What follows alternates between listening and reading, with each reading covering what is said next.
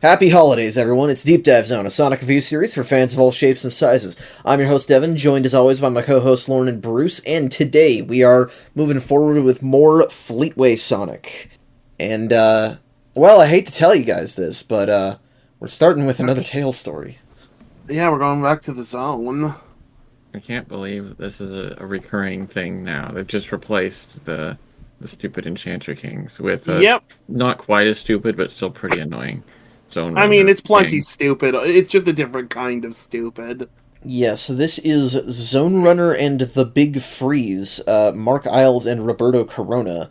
Tails is called to action in the chemical plant zone, again, by Sab and her flock of freedom fighters, who took heavy damage when Nuts and Bolt run amok in the zone. Oh boy. And absent from all of that, why is Tails sleeping in Marble Garden Zone? Because that's where the Emerald Hill folk were moved to. Yeah, Angel Island. they're hanging out there. I guess. I would expect that he would be living with Sonic and the others, but I suppose. Well, I assume. No, they hate him too much. I mean, fair. Well, I guess I didn't consider that, but, either way, yes, sleeping in Marble Garden Zone, and, a drone shows up to project a, hologram of Sab. Yeah, there's really no justification for I guess Sab has been like we do learn actually that they're in a bad place. So I suppose this makes some sense actually now that I think about it. If they're desperate, that they would try to call on Tails. I guess, but Well, and if you really do believe that he got rid of Bolt in the last story, then calling on him to do it again is not the most brain dead. I don't know. no, I get the idea, but like, It's all in the I get- execution, and they're not doing a Yeah. great job with that. One thing I don't understand is, Sab is like, oh, Nuts and Bolt is here for some revenge. We need your help. Take this drone. Then Tails is like, man, I wish Sonic was here. Does not think to, like, fly the drone to, like, see Sonic. go or get something. Sonic. Yeah. Yeah, maybe Sonic could be here. Where's he hanging out? It's all performative. Tails, you're such a liar. Mm, It really seems like that sometimes because he doesn't he doesn't stand up for himself enough. he Yeah. really doesn't.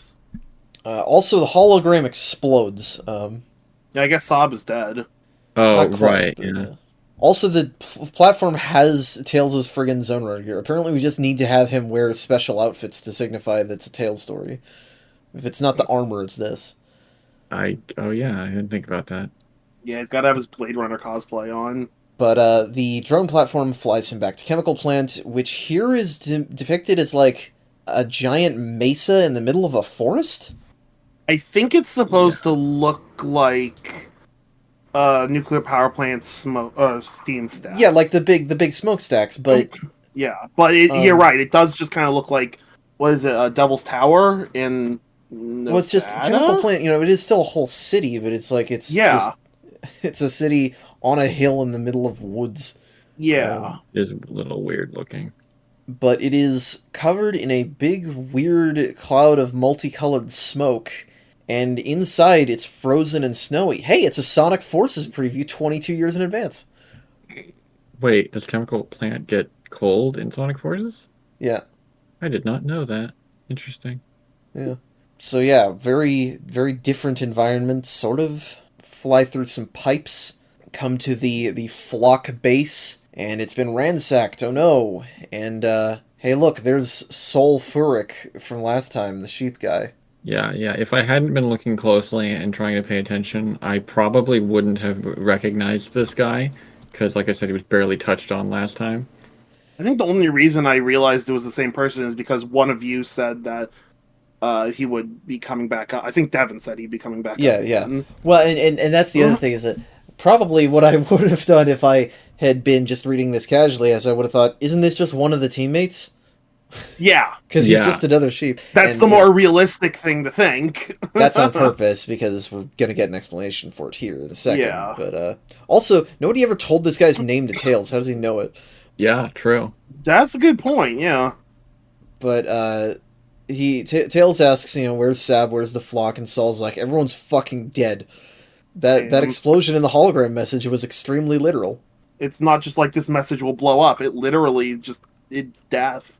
Yeah, which means that well, it's I guess the drone just automatically launched once it was done recording.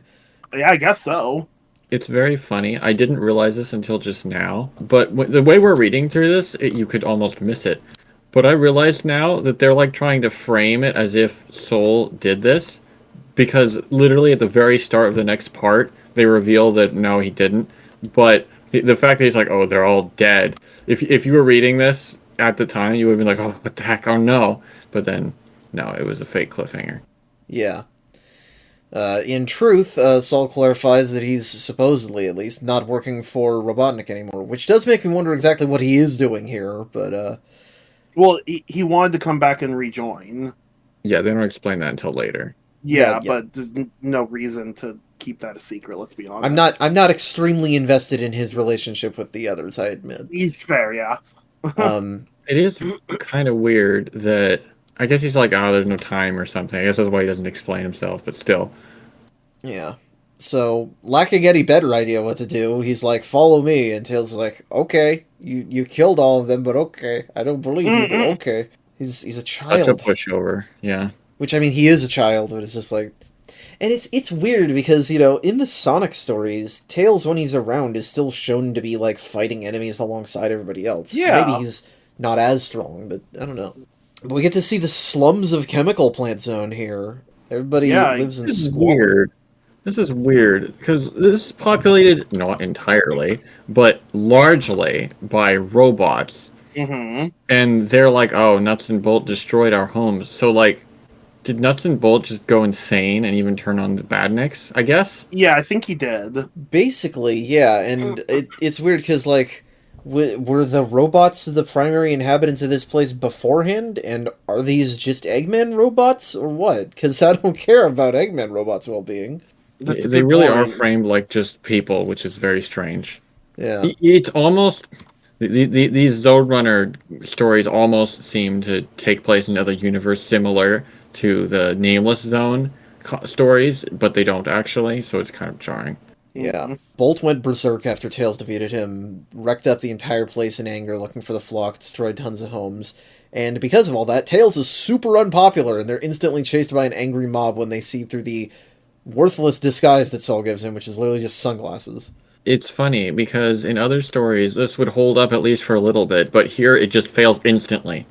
Yeah, it's like, why even bother? Yeah, that's a good point, yeah. So they escape down a manhole, and Saul properly explains some of his backstory. He used to be the co-leader of the flock, but he elected to become a subsidiary of Bolt after Robotnik took over because he wanted to improve the system from the inside. Which, what? I don't know, but this image where Nuts and Bolt has his arm around his shoulders, like, together we can build a better chemical plant, my boy. That is just absurd. But maybe, I don't know. This robot is just seems mostly just made for comedy, and you shouldn't look into it too deeply. Yeah, I But- guess. But maybe they actually had like a sort of manipulative plan originally, and then only went crazy, destroy all Zone Runners later. I don't know. I don't know. It's just never seemed to be that great in the Chemical Plant Zone before this. I'm not sure when. You know, why is this the breaking point?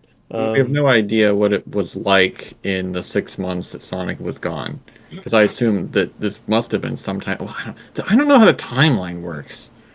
He has an eye in the flashback and has the Barrett Wallace robot arm now, so... Yeah. Yeah, they're skipping over a lot. Who knows? Another thing to consider: Soul could not be telling the whole truth here. Actually, It's possible. That's true, also, yeah. I don't know how much nuance they want us to view it with. Probably not that much. they once again don't touch on the whole losing an eye thing, as you pointed out, which seems like it'd be a major thing. So I don't think it's impossible that there's more to this that we'll learn later. Yeah. So he escaped from their capture, the flocks that is, when Bolt went nuts, which I say with a Z, and he wanted to rejoin, but they all exploded, except they didn't, because on this same page there's a big drawing of Sab kicking down the door, so clearly they're fine. Mm. Sticks a gun up his nose and is like, "You bombed us." But then Tails is like, "Well, he said he didn't," and she instantly trusts him. Yeah, so you're a good judge of character, Zonerunner. What? Is he? When have they When- demonstrated Yeah, that for them? when Never. did Tails demonstrate this in the last story? Or any story for that matter. Yeah, that's true. There are so many easier ways to make a situation play out like this. If your priority is not that Tails needs to stumble backward into any interesting thing that happens to him. Yeah. Yeah. And and I get it, right? Because part of it is that it is a joke. It is a joke. But, Sure. if your joke is that they treat the 8-year-old without a complete understanding of the situation like a sensible, competent adult, they should still also treat other adults similarly.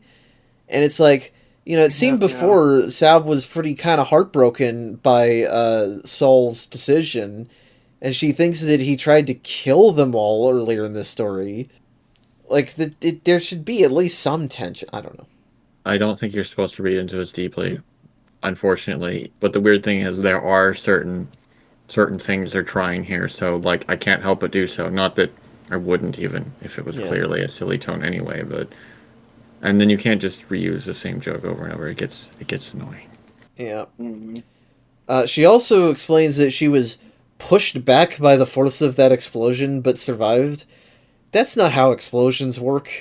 I mean, in cartoony fiction, that's I mean, it generally how is, they but it's work. like, in real And life, if an explosion can knock explosions- you off your feet like that, that means it's strong enough to, like, scramble your organs. Well, yeah.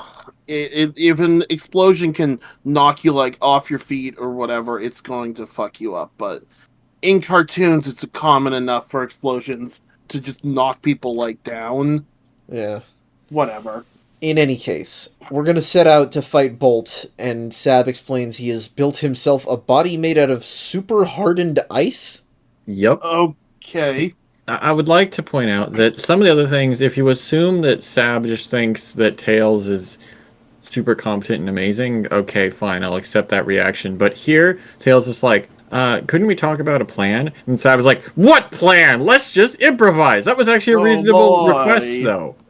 Yeah, you're now you're not listening to him. Yeah. Hey.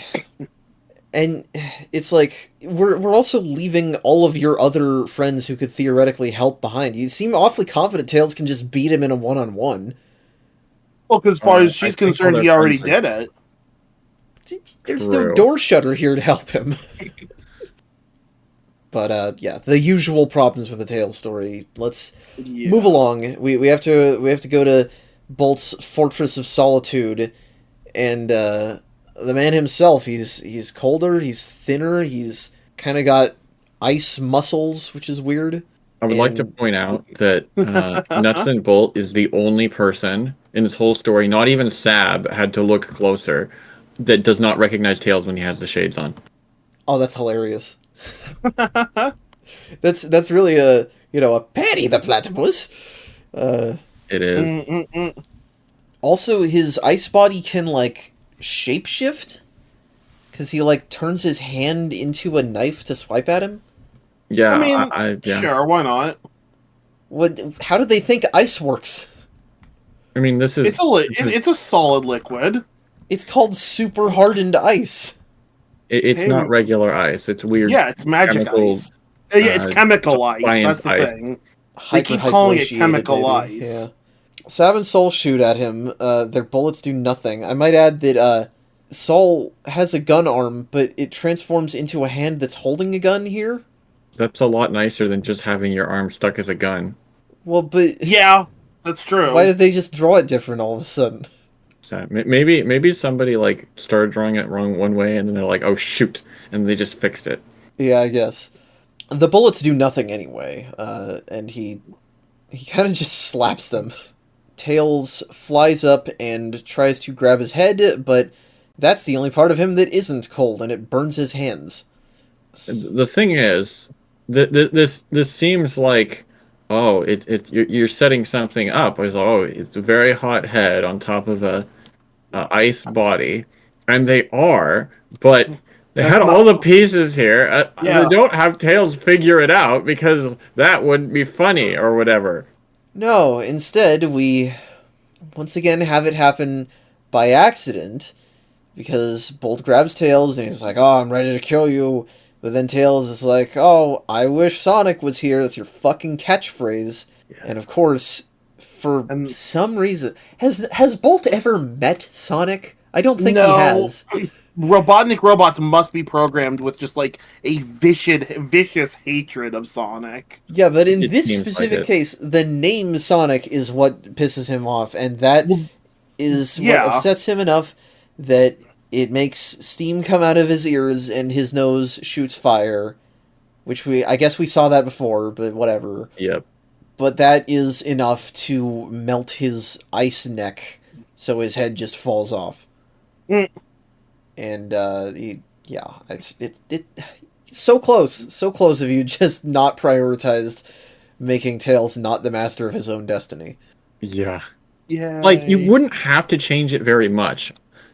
If you just had Tails think about how he reacted to saying Sonic before and said it deliberately to trigger him, I mean, it would still be funny because he's just getting angry and his body is melting, but it wouldn't take the agency away from Tails then.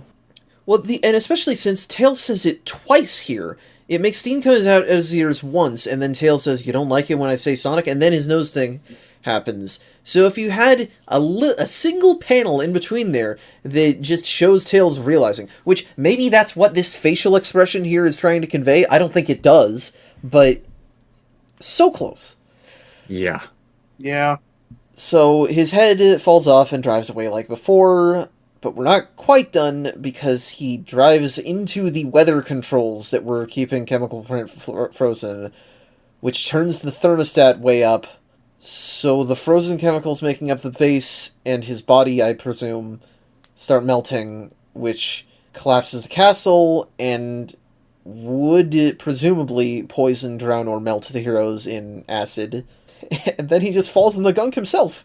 Yeah, okay. I guess he's gone now. He just gurgles and laughs as he sinks into it, so I guess he's dead. Yeah. And, you know, you'd think that if any time were a perfect time to have Tails be the hero in the obvious way, which is you grab your new sheep parents and you airlift them out of this crumbling castle, Parents. you'd think that would be what they do, but no, they just he just hands the hacking tool to Sab, and she patches it in the thermostat and refreezes it until they get out. All right. Also, Yeah, I guess that stabilizes the weather. The pieces were all there. Yeah, Barely he had had to to change still- anything. They still built the wrong puzzle. And so the So- day is saved once again by Tails completely. Yes. And only. He is celebrated for his heroism. He once again fails to explain that he was pretty passive during all this. Heads home on his drone. Sonic and Amy has a new dress for some reason. But they show up to get Tails, and it's like, "Oh, Tails, you just sleeping? Fuck you." Yeah, they basically just show up and call Tails useless. I'm gonna be honest. I would kind of like Sab and Soul as a character pairing without Tails. You know, maybe do a story about them on their own. Yeah, that'd be Probably would more be a lot better. interesting. I mean, to be honest, the Nameless Zone stuff would have been more interesting without Tails. True.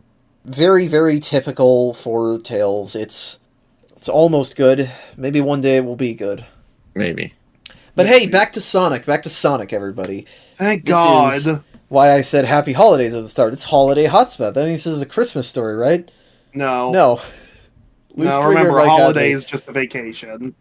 After the heroes spend all day fighting badniks in the snow, a mysterious stranger named Rhino Neil offers them a reprieve from the cold in his special Paradise Dome. I hate the name Paradise Dome.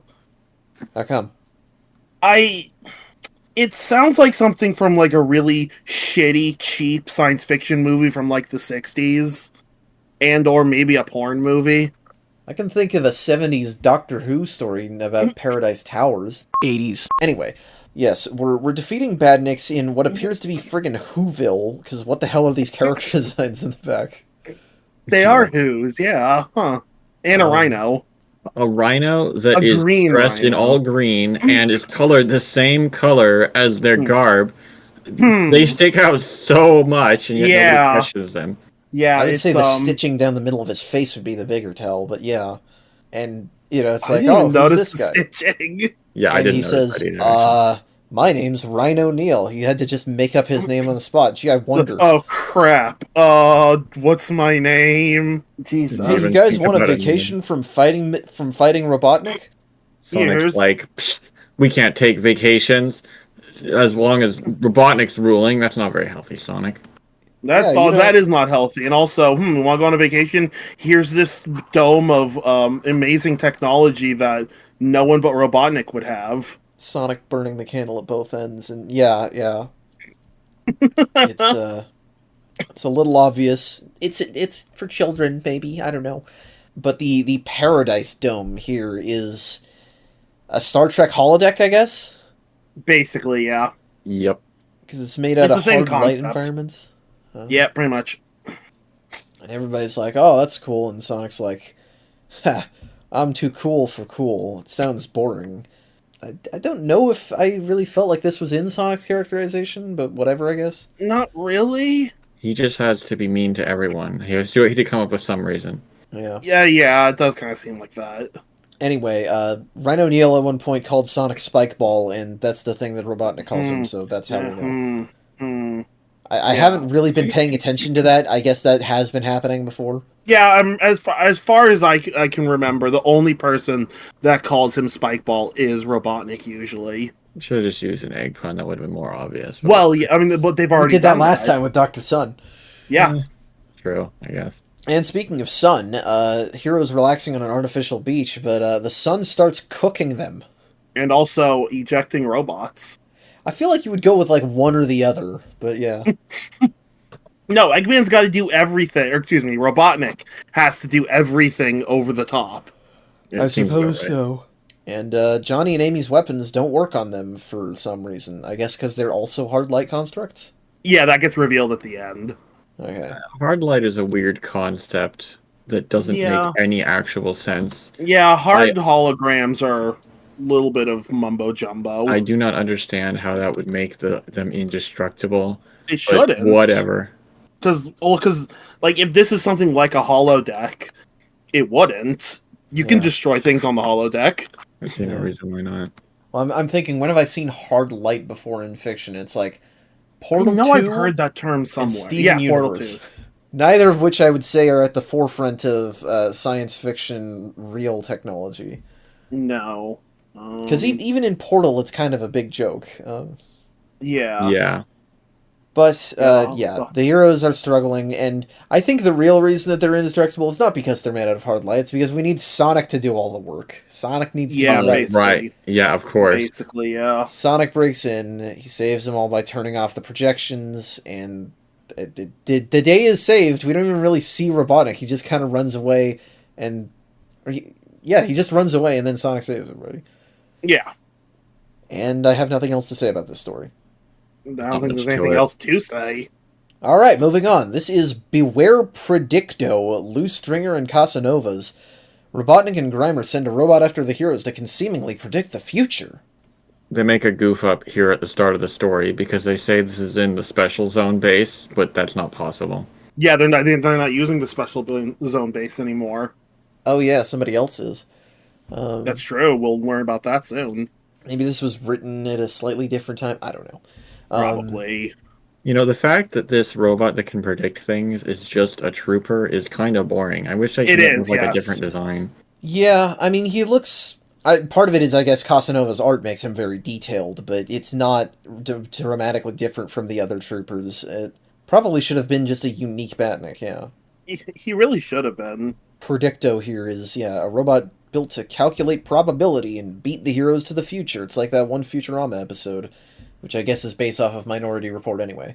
But, Sonic is, apparently in Mushroom Hill right now. I guess we're just living on Angel Island? I I kind of think got they're the temporarily staying on Angel Island. They kinda got- literally explain that they're going to Knuckles to try to convince him again to help Right. them join the Freedom Fighters. Right. So they're only here temporarily. okay. Yeah. Okay. My bad. I must have missed that. So yeah, Predicto sets out to fight, and shouldn't this robot that can see the future with a margin of error be tasked with some sort of administrative duty? Like, Nah, he's just immediately gonna go beat the shit out of Sonic. This like is when I think it's classic someone that can Robotnik. see the future, my Yeah. first instinct is not that they should just go punch people. Nah. all the more reason. If this was actually like a super badnik that was specially decked out, it would have made more sense. But just a regular, no. Yeah, Sonic's Yeah. dealt with plenty of troopers.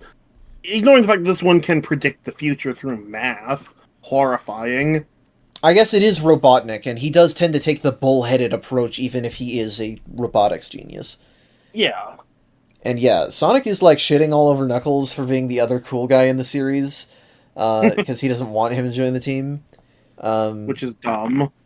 So Predicto runs up and attacks him. Sonic tries to get the jump on him, but as we've established, he can see his moves coming. Actually, pretty swiftly handles Tails, Amy, Johnny, and Lewis too. Yeah, he knows everything that's going to happen within, like, I think the lowest number he gives is 89% chance. Yeah, It which makes sense with the other characters that they could just counterattack, but Sonic moves so quickly. This robot has to be like faster than the standard trooper to be able to He just move in definitely. time to counter Sonic. Yeah. yeah, well, and frankly, I thought the 89% thing was actually going to be relevant in 97, whatever it is, because if you're right that percentage of the time, then maybe 1 in 10 of these attacks should have been able to land. Yeah, but that would have made sense, honestly, from a writing standpoint. There are a lot of ways I saw this going, and none of them were the way it actually went. Yeah, same. Yes, he is ready to bash Sonic's head in with a rock, but suddenly he goes, wait, there's someone else I need to kill, and he jams his arm into the ground, which I thought the joke, I thought it was going to be that he has like a bug where he assumes that like all life forms are potential assailants, and like, oh, I need to kill this snail on a mushroom.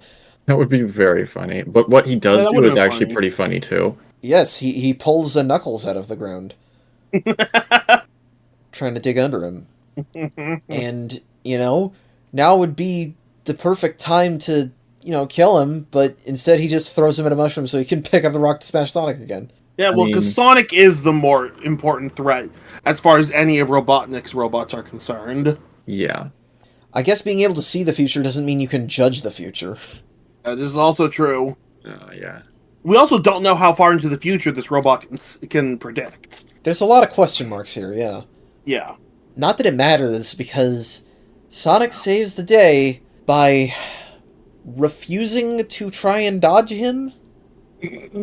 Sonic just gives up on life to save the day. And the robot is like, no, this is out of character. You can't do that. And So then he's- it explodes. It just explodes from that. What are you talking about? Oh boy. I it's a silly way of doing it, but confusing it into getting stuck is fine, but then someone just should come over and like hit it or something. Yeah, like have Knuckles punch it. Well, it's Yeah, that just- would have been perfect.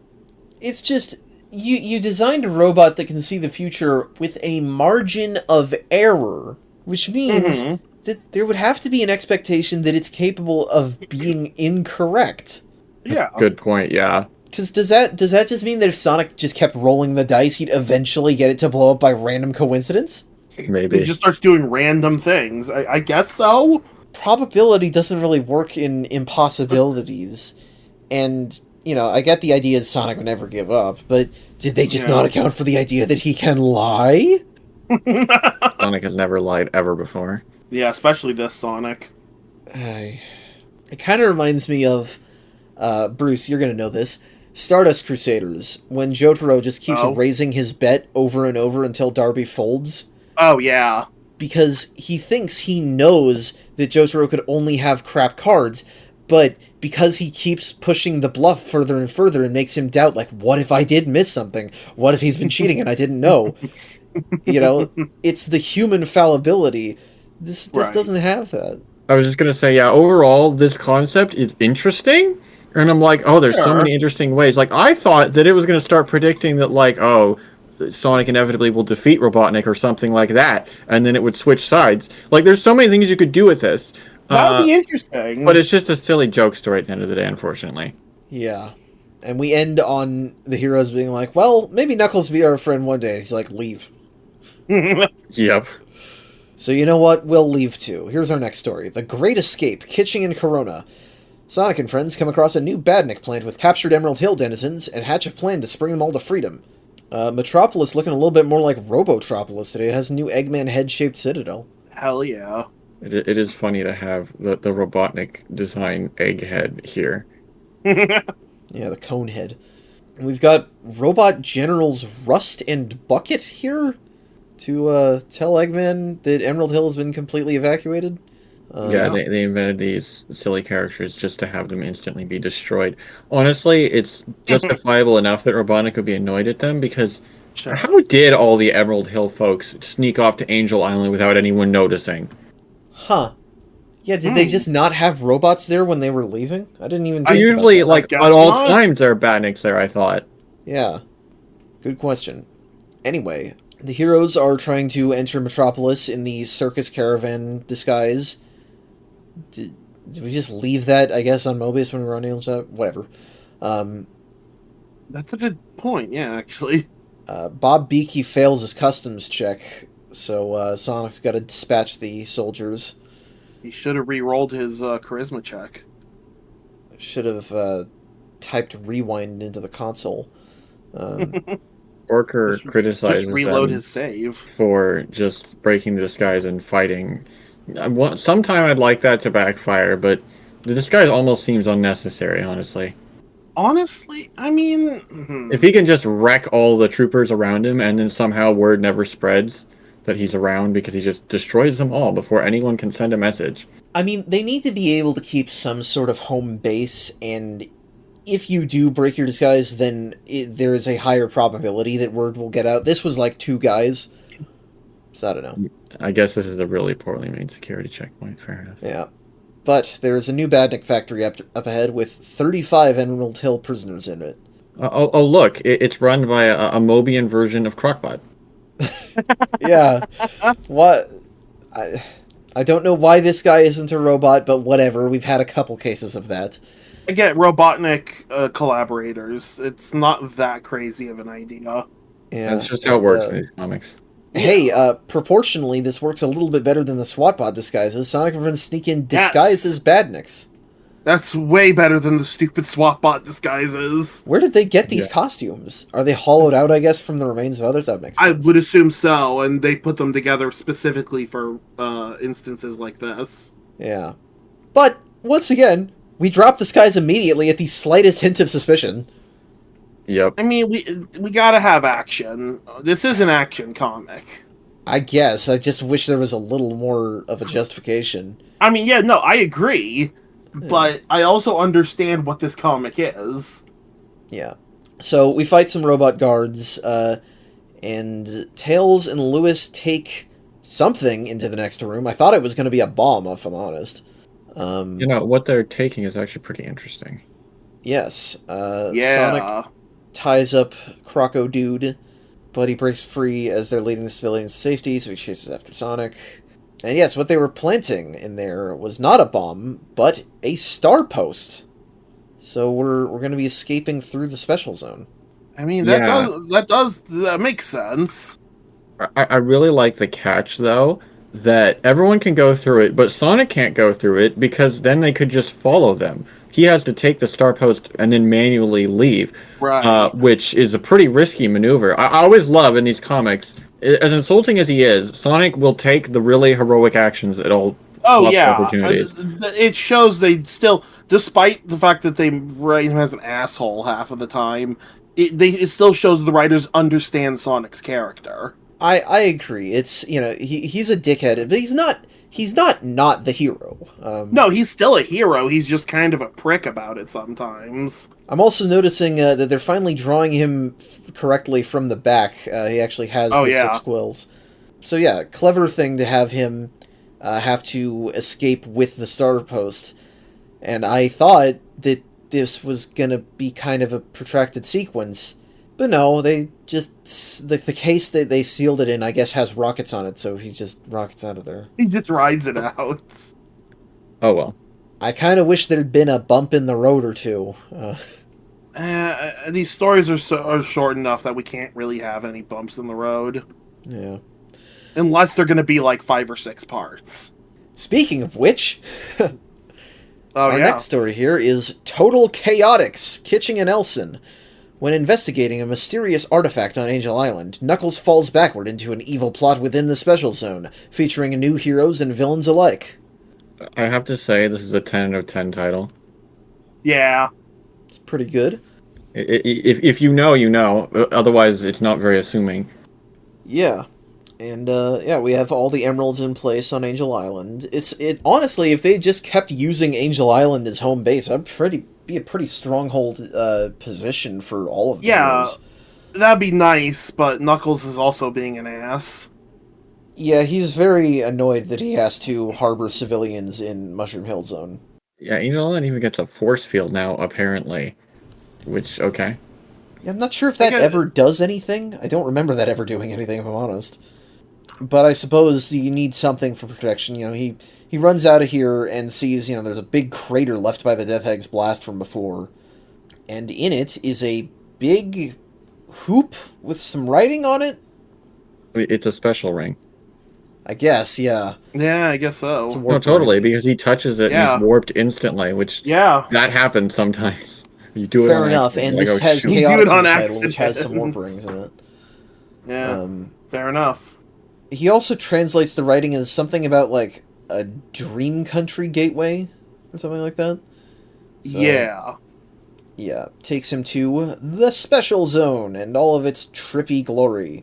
Yeah, the Dream Country is what apparently the Ancient Echidna is called, the Special Zone.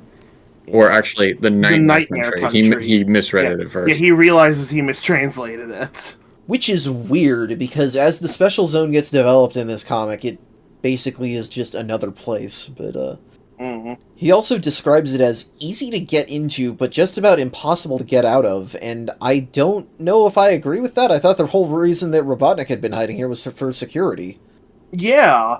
It's also funny, because that's the inverse of what it is in the games, because you just fail to leave, and you have to actually hunt the entrances down. Yeah, you can't get trapped in a special stage in the games. God, thank God. Anyway, here's Omniviewer. Haven't seen him in a while. Yeah, I kind of forgot about him. Yeah. But he's back to be obstacle again, apparently. Yeah, I don't know why he's the Omniviewer, since he's obviously not omniscient.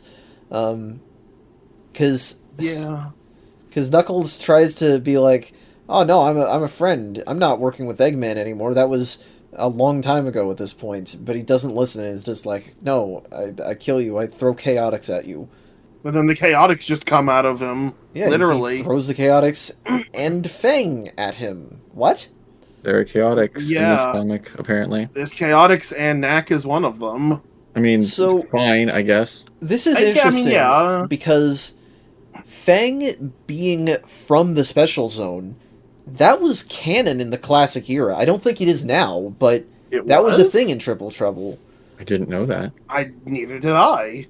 Yeah, because you only fought him in special stages, I'm pretty sure. Okay. Interesting, okay. But it definitely wasn't true about the Chaotix. Nor were they the Guardians of anything. It calls them Guardians of the Special Zone. They were just a few guys that ended up in the same place in that game. Also, if they're really the Guardians, they've been doing a terrible job. Why did they never once help fight Robotnik? Yeah, yeah. A Neutrogic High Zone certainly looks like a trippy alternate dimension. Maybe they just thought that whole game was set in the Special Zone. Fair enough, I guess. Fair enough, yeah. I don't know. Is this more or less coherent than Archie? Because Archie had to work backwards and present the gang as having previously known Knuckles after they were introduced. Yeah. I don't know. It's fine, I guess. It's fine either way. Also, we're throwing Fang in the mix. No, not even a passing acknowledgement of Ray. Oh, yeah. I'm not even sure he's in these comics. I don't know. Or Heavy and Bomb, actually, although they're barely characters. Yeah, they're barely characters. Ray was in a weird state, I think, at this point in song. Yeah, I guess now that I'm saying continuity. it, he's not in Chaotix. He only appears alongside Mighty Yeah. in Sega Sonic Arcade, so... Yeah. Anyway, this is a lot for whatever. So the Chaotix jump out, and then we cut to something completely different. Met a couple of Metallix. Yeah, two Metal Sonics racing from Eggman's disused base. One of them holding a TV remote or something. Just got a hint at what's going to happen. Pay attention, because interesting things are coming. Yeah, and they're coming kind of fast. Knuckles tries to explain again that he's not actually a dickhead, but Vector's like, I don't care, Mighty, get him. Hey, Vector's the leader! Is this going to be the first adaptation to not make him a living joke? We'll have to see, I guess. Yeah. So Knuckles glides out of his way, and Charmy grabs him to keep him from flying off into space. And Charmy's gimmick in this comic is that everybody is really annoyed by him.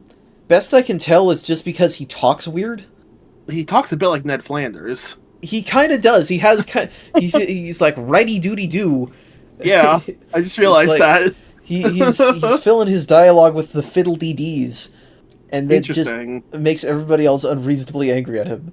And we'll see exactly how just absolutely livid this gets people. It's very strange. Interesting. Also, they keep spelling his name Charmy with 2 E's. Yeah, that's an interesting one. I don't get that spelling. So, Knuckles lands on a cube where SBO uncloaks to fucking strangle him. Fang rushes behind only for Knuckles to hit Fang with SBO. That works. Yeah, they all use tactics I would not expect. Because the Vector pops up, and then he's like, what are you gonna do? Knuckles says. It's like, oh yeah, I'm just gonna bite you with my huge I'm going jaws. To eat you, yes. Yeah. But he doesn't actually get a single hit in before Knuckles punches him, and then Omniviewer ends the fight. Yeah, obviously Omniviewer was just written as an idiot temporarily because they wanted to fight. Because he's just like, oh wait a minute, actually I double checked and I was wrong. Yeah, I guess check the wiki. he just has access to the wiki. Yeah, I guess so. It got edited to mention he was deceived. Yes, so Knuckles is due an apology, but unfortunately we're interrupted because Metallix and Metallix start pushing through Omniviewer's screen from the other side. How does Omniviewer work? Whatever. Don't know. Yeah. So Knuckles and the Chaotix try to push back on the screen into him, and they... Again, how's he work? Who knows? His personal workspace, he puts it. Before the screen just acted as a portal where... Whatever. But the metals seal it off with their magic TV remote and absorb Omniviewer inside of it. Yep. Alright. Now we have some intrigue. Yes, Metallix have Omniviewer, which I guess means that Knuckles is trapped in the special zone right now. Potentially. And the Chaotix gang, we deduce that, they're probably headed for the abandoned fortress, so we better set out. Although Fang's like, I don't trust Knuckles. For no reason. Well... There's something you could surmise, maybe. Well, okay, yeah, but at the moment, there's really no reason. There's a narrative reason, not a great in-universe reason, but, yeah, so... Inside the fortress is a big fuck-off red Metal Sonic. I really wish that this was, the design from Knuckles Chaotix. It really should have been. Big and red. It really should have been. I mean, I guess that's probably what they were going for, but yeah, it's not the Titan Metal, it's just, he's big. I don't think he has legs is part of it. Yeah, he doesn't. But yes, this is the Emperor Metallix. We're just getting introduced to him here. We don't really say exactly what's going on here. This is all kind of a preview for the Sonic side of the story, really. Yeah, you're not supposed to know what's going on yet. Yeah.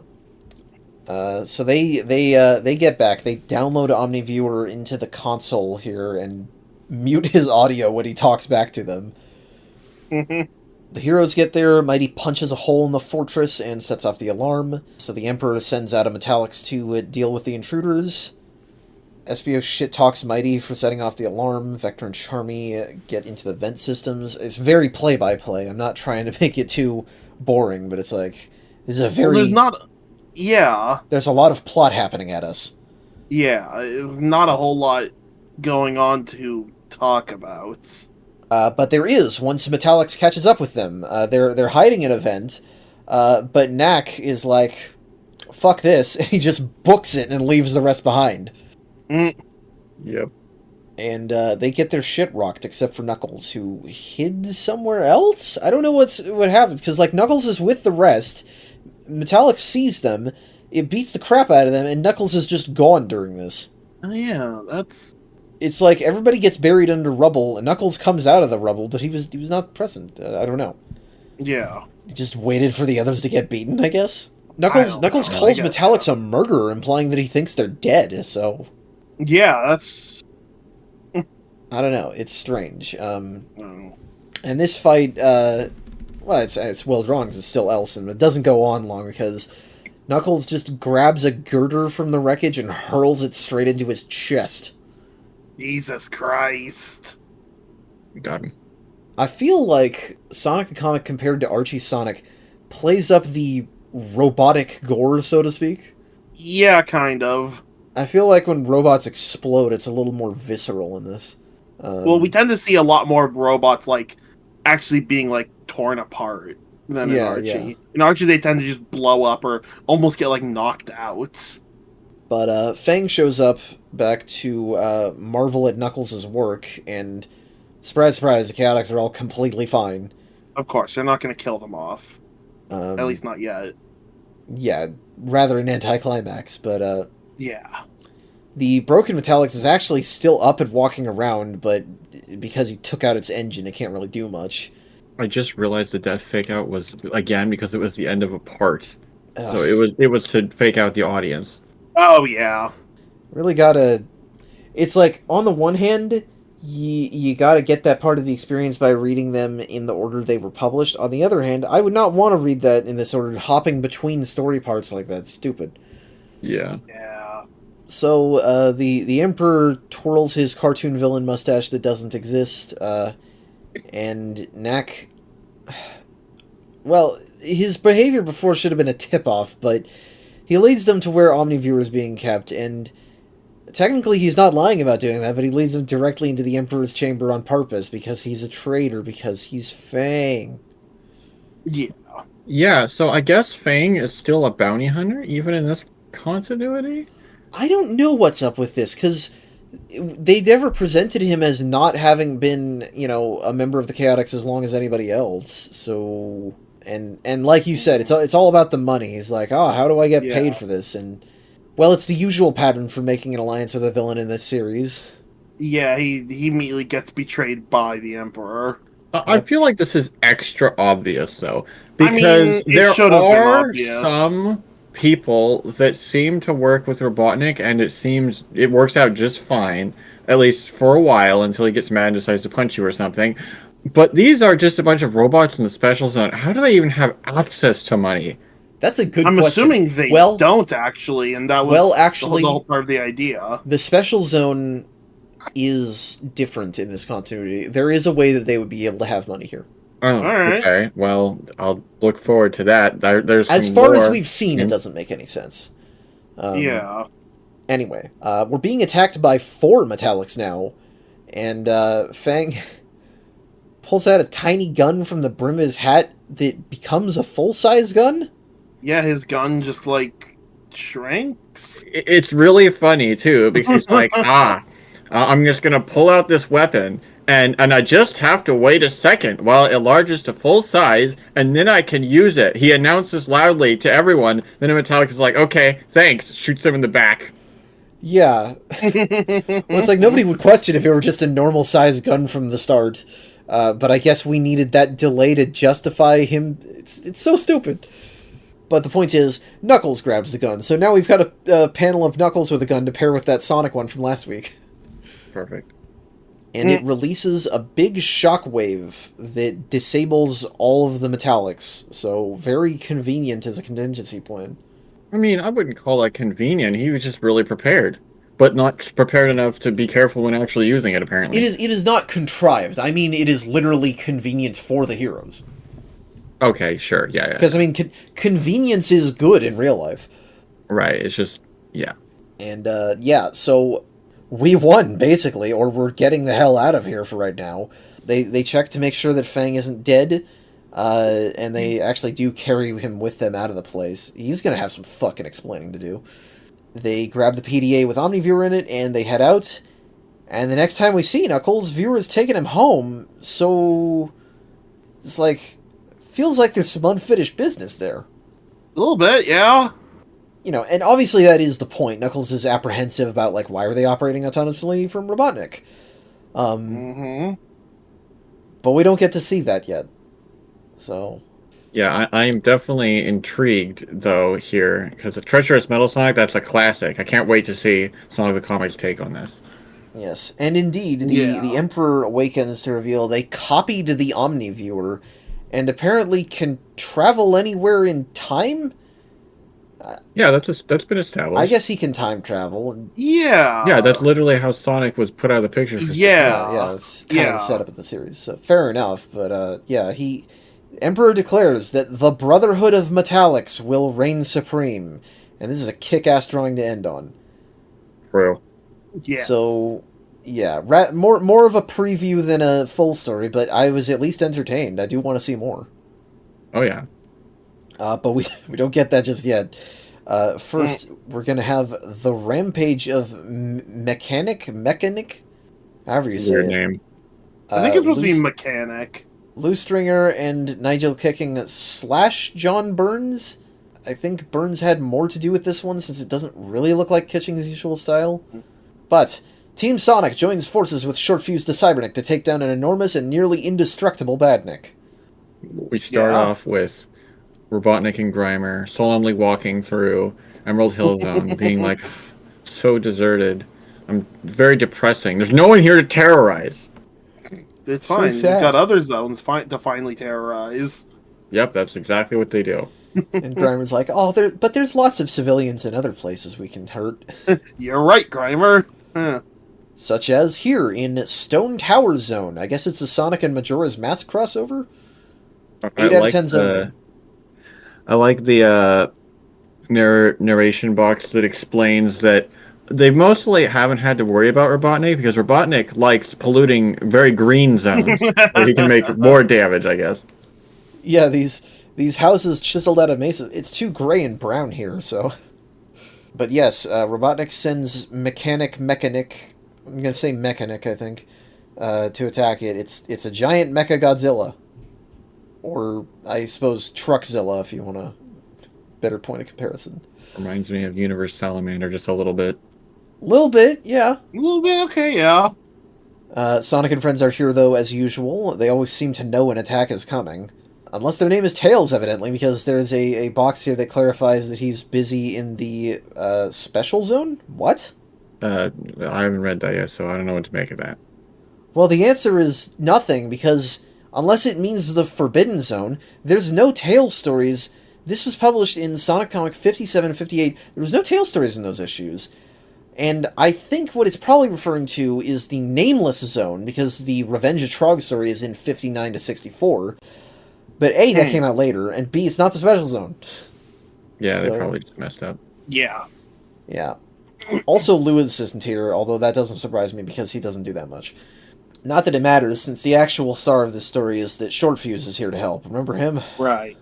Yeah. It feels like a crossover comic almost, because like Short Fuse and Sonic pretty much contribute evenly in the fight here. Yeah, I like that. Short Fuse shows up and actually does something instead of shooting him once and then Sonic does all the work. Although evidently his lasers do not work on Mekanik, so he flies Sonic up to attack the head while Amy and Johnny distract him. And, well, that seems like it would work, but instead the damn thing breathes fire and incinerates Short Fuse. But luckily, Cyberniks are made out of stainless steel, I guess. So he's fine. Yeah. And, Well, it's weird because it feels like I'm skipping over stuff when saying this because, there's 3 pages between Short Fuse getting incinerated and Amy and Johnny digging him out of the crater that he makes when he falls. And during all that time, Mekanik is holding Sonic, and it's like, oh, he's getting ready to burn him or eat him, but he doesn't do anything. He's getting ready to prepare to do the thing. Yeah. Just waiting. All right, heroes, come on, last chance, do something. Yeah, he's paused for dramatic effect. And, what ends up happening is that Short Fuse flies up there, shoots it in the hand, which now it works apparently, and saves Sonic. So it's like, you just wasted 3 pages. You could have just had this happen the moment it grabbed Sonic. Yeah. Mm. I mean, good on you, Shorty, I guess, but, Well, it is good on him, and it's funny because Amy's like, oh, Short Fuse saved you, Sonic, and then Sonic is like, well, I could have figured a way out of that, but Short Fuse actually is like, hey, what are you talking about? Without me, you would have been fried. And then Sonic's like, okay, yeah, maybe you did help me. Like, he actually just called out for it once. yeah. So, well, good on you, Short Fuse, for doing that, because you at least did not have, there was not a Sonic is secretly right moment. Yeah, that's true. Although it's not really an apology that he gives for it, but whatever. So, the new plan becomes destroying the robot from the inside. So, they superheat Mekanik's leg, Sonic busts off a piece of it. Shouldn't that burn him? Fireproof gloves. I guess. But he jumps inside to start wrecking shit. And, well, I thought you'd give it a few more pages, but he pulls exactly the right Jenga block to make the whole thing fall apart. Yeah, he pulls like 2 cables out, and the entire thing just falls apart. He does comment, it's shoddy work by Eggman. Yeah, which is weird, given that they wanted this to seem indestructible. I guess it's just a hard outer shell. That's the idea, Yeah. And hey, look! Sonic, at the end, finally admits that Short Fuse, or indeed anyone other than himself, was actually helpful. Holy shit. Before they were sort of working together, but at the very end, they intentionally make a plan to take it down together. So, yeah. I think that's the idea of the story. So, Sonic being better than a dickhead moments. Good job. Yep. Yeah. I really like this moment at the very end, though, where we get 2 frames with Robotnik throwing a fit, and he's like, they destroyed Mekanik. You know how much that cost, Greiber? Greiber's like, did the taxpayers mostly pay for it? Like, oh, yes. Yeah. I think that's hilarious. And we end with foreshadowing of something called Project Brutus, whatever the hell that is. Mm-hmm. So, decent action. You wasted a few pages, but, Sonic and Shorty doing a good team-up worked. Yeah. So, now let's have something completely nonsensical in a lot of ways. Oh my gosh, this next story. This is the Seven Badniks, Mark Isles and Mike Hadley. The Badnik Army repair functionaries, oh boy, are assigned by Robotnik to transport a load of rowdy elite Badniks from Palm Tree Panic to Green Hill to catch Sonic and friends off guard. But the Badniks themselves prove harder to tame than expected, and Cam and Bert may need to think their way around a new problem entirely. That's the best description I could give it, and it still doesn't really communicate what the hell is going on. Oh boy, I hope you're excited to see Barf again. Sonic and Tails are fighting Rexons with fire extinguishers. Okay. I really like this, actually, because as freedom fighters, they have to use whatever they can get, so yeah, sure, why not? I mean, yes, but also, one bop to the head with Sonic typically does it, but sure. Yeah, but this is funnier. And so, here's Cam and Bert here to fix them. Oh, and Robotnik as well. Yeah, Robotnik shows up and jumps out of an Eggmobile. How high up was that thing? It looks pretty high up. I can't believe he survived. I have to assume that he has, like, the hover boots or something from Yeah. So he's, giving them their mission. And I'll say that, like, these guys seem to get along with Robotnik the best out of any of his minions. Yeah. It seemed that way, yeah. They kind of massage his ego, but they genuinely believe in his supremacy, and he doesn't seem to mind them all that much. He doesn't really shit-talk them at all, which he does, even to Grimer, which is his second in command. It is kind of weird. I guess their personalities aren't all that eccentric? I don't know. Maybe they just do a good job most of the time, because Have we seen them really fail in a major way, or at least that Robotnik has noticed? We've only seen Not them really. one other time. Yeah. But the plan is to take over Green Hill by transporting Badniks from Palm Tree Panic, which is on Little Planet, while Sonic is lured away. So I have no idea why swapping Badniks between zones should make any difference. Can't Sonic handle it all just fine regardless? Like, he might be like, oh, that's weird, like he was in that one story, but then he'll just fight them. I mean, yes, but they do say the ones in Green Hill Zone are older models, so if I it's guess just the newer updating and ones are- replacing them, then yeah, but it's like, to say Sonic won't stand a chance against this, it's like, Palm Tree Panic Badniks are not really a lot stronger than Green Hill Badniks. Yeah, Not yeah, it's really. true. It's not even they're both a good first example. stages. If he was like, oh, roll in some Badniks from like Metropolis Zone, that would make more sense. Yeah, because Asterons and Slicers are friggin' bastards. I hate those things. Just fill the area with slicers. Yeah, just endless Slicer parade. God. Terrible. Just only make those, really. Honestly, yeah. You might win. And I still don't really get what's up with the repair guys compared to Badniks, because Cam is like, we need to capture these Badniks ourselves. Yeah. So it's like, is it just that the Badniks only obey direct orders and not that of subsidiaries? Is it because they're not robots? I don't know. This makes absolutely no sense, and it feels contradicted later in the story. I don't get it at all. It makes no sense. Also, doesn't make sense that there are Badniks on Little Planet, because Okay, good. I'm glad I'm not the only Sonic one who thought that. unexist the robot machine, so there Yeah, shouldn't be he any made a Badniks good there. future. Yes. I was immediately confused by that. I mean, I guess Robotnik could just send more of them, I suppose, but also, Yeah, I mean, in this continuity, Little Planet only appears once a month, so it's like... Yeah, so it's like good timing that it happens to be around right now, which, I mean, that will means actually be important later, so I feel like they kind of were like, oh, well, we're going to have something else with this, so let's just use this, I guess. But Yeah, but they're not Yeah. saying the thing that's actually relevant on Little Planet right now. yeah. And it's especially weird because, so, okay, they get the new Badniks, and, you know, it's like, Bird knows his way around a hammer, so apparently disobedience won't be a problem. And I don't think this rabbit guy that sees him leaving is Johnny. I think it's just a different rabbit guy. But so they get the new Badniks, they go to Green Hill Zone, they drop the Badniks off, and then the Palm Tree Panic Badniks attack the Green Hill Zone ones for being inferior? yeah, we got Badnik racism. The Badniks are not behaving like any Badniks I've seen in, like, any continuity here. The Badniks, yeah, they've got like extra levels of self-awareness here. And it's especially weird because then the technicians are like, oh, we have to step in, and they drag the remaining Green Hill ones back inside the ship. So, like, what? Mm-hmm.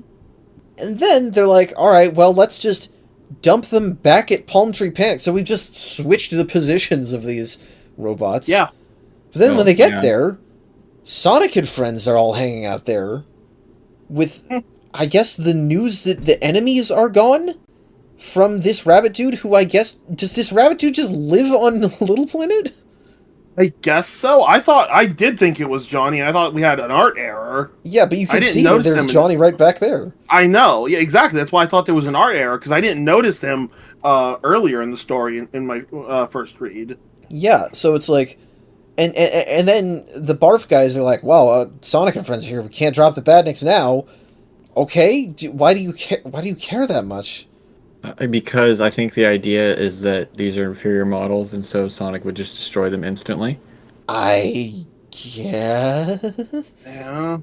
it's I mean, just this, so... this comic traditionally cares about it, but it is his whole team there, too. It's not just him. I suppose this is a really confusing comic. Oh, yeah.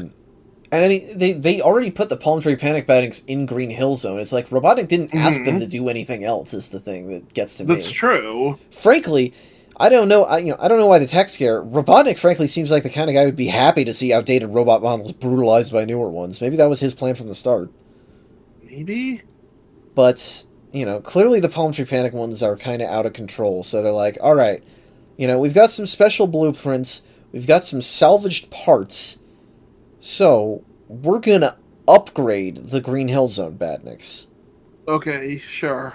Also this Rhino tank, which is not a Green Hill Zone Badnik, but whatever. So they do that. They remake them. We have the technology. We can rebuild them. Here's your new forms. We have officially made you ugly. They do look really ugly, but I do like the idea of coming up with different, like, modified designs of the classic Badniks. But It reminds me. they don't turn out very well. It reminds me of the extra mode in a Kirby game where all of the enemies are a little more threatening to look at. Oh, Right, yeah. yeah. It is very funny. This is the best idea. Is like, okay, the only way you can make Badniks listen to you is to just threaten them. Apparently, Yes, Bert says there's gonna be some battle when we get them back to Green Hill, and so when we get there, Cam is ordering the new Badniks to herd the Palm Tree Panic ones back inside the hangar to take back to the old zone?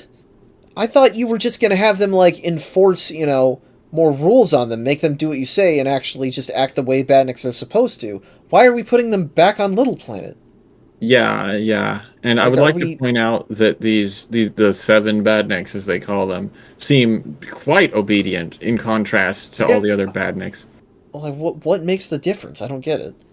And again, why are we taking them back to... Is it just because Sonic is there now? We're going to put the Palm Tree Panic ones there to fight Sonic now, even though Sonic can perfectly handle these ones?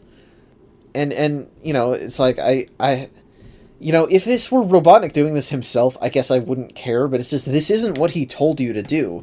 Because now we have these 7 Badniks as the new Green Hill Zone outpost, and I'm right, it's the thing, because they go back to Little Planet, they release the Badniks, and Sonic destroys them instantly.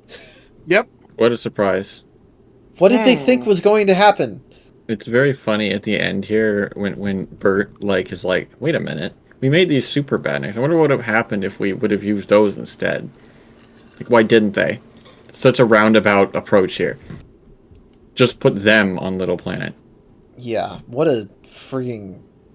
I don't like these Badnik repair guys. I thought I might be able to, but as far as this has gone, I don't like them. No. I mean, I don't think it's their fault that this story is nonsensical. Well, Unless thing is, you're both saying of that their it's stories nonsensical are because of how they operate. But they didn't quite I act should this way say, last I'm story. not happy to see them, because they're not in good stories. I see what you're saying, yeah. But that's okay. We can move on to a good story. This is the Brotherhood of Metallix, Kitching and Nelson. Both Sonic and Robotnik are caught off guard when Dr. Grimer is kidnapped and made useful to the Brotherhood of Metallix, an army of metal Sonics trying to make their own bid for control over Mobius. Success or failure will depend on an alliance between Sonic and Robotnik and the technical skill of one Porker Lewis.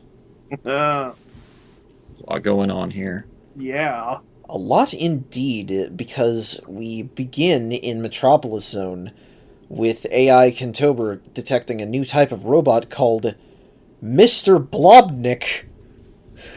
Jesus Christ. What the fuck is this? It's like bootleg Vector Man, except not really, actually. He's got green balls, and that's about it. Yeah, that's something Vectorman has, I suppose. Yeah. Yes, this is an umbrella pipe thing with big ears and a weird face. It looks pathetic, and it is pathetic. It's actually a little less pathetic than you first seen. Yeah, he It's a weird looks thing. Yes, super. okay. He looks and acts pathetic. It lures you into a false sense of security by being pathetic on purpose. Yeah. And yeah, Sonic's like, why does this thing suck so bad? And the next page is like, oh, it's because it was built by Dr. Grimer. No. I mean, that is the implication. He actually comes off as more competent when he's building something than Robotnik. I'm going to be honest. In a way, yeah.